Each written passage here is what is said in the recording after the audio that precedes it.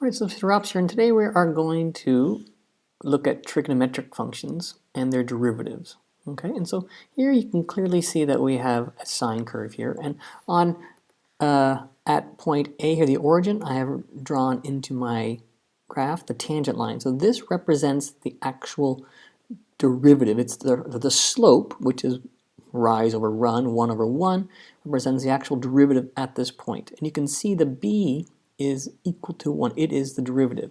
Now, as I come along and I move a, you will see each point will grow out the graph, the derivative. So here's my sine curve, and as I move a, so here, for example, when I'm at this maximum place, my slope is basically 0, and so the b value is going through here at every point in between.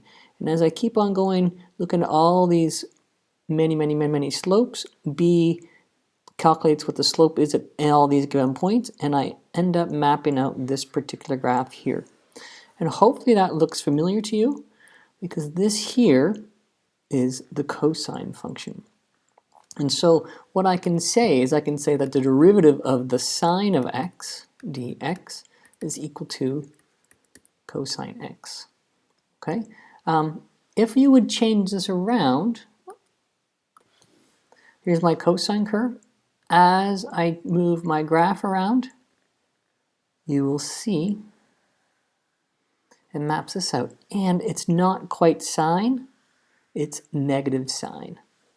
And so what you'll see in your formula booklet, the derivative of sine is cosine, the derivative of cosine is negative sine. And these are in your formula booklets.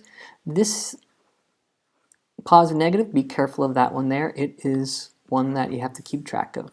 And then finally, the tangent is 1 over the cosine is cosine squared. Recognize that this is 1 over cosine x all squared. That's what the squared there means. All right, so let's actually use these rules to find some derivatives. And so we have to be careful when we take a look at a part. If we're going to find g prime, we have to recognize that there is a function inside the function, so the chain rule is going to apply. So I start with the outside function, which is cosine. The derivative of cosine is negative sine x squared times the derivative of the inside function.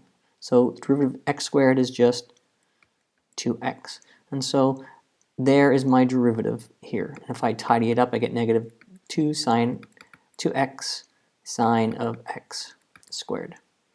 Okay, continue along. I'll switch over to green for the b. For b, if I'm going to find the derivative of this one, dt, dy dt, well, pi is just a constant. So this is like 6t, which would just be, when I take the derivative of that, is just going to give me 4 pi. Plus, now again, be careful here, there is going to be chain rule here. The derivative of sine is positive cosine of 4 pi t times the derivative of the inside of the function. Again, that is 4 pi. Okay, and then finally, let's take a look at the last one here, c part. We're going to find f prime of x, and this is tan squared.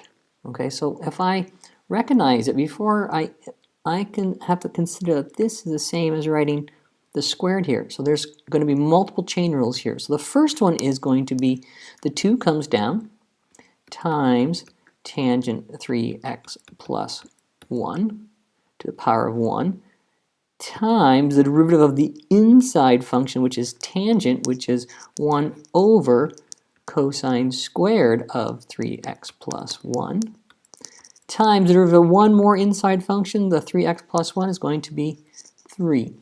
So if I tidy all this up, I end up with, well, the 2 times 3 is 6, tangent 3x plus 1 over cosine squared 3x plus 1 is my derivative for this particular scenario here.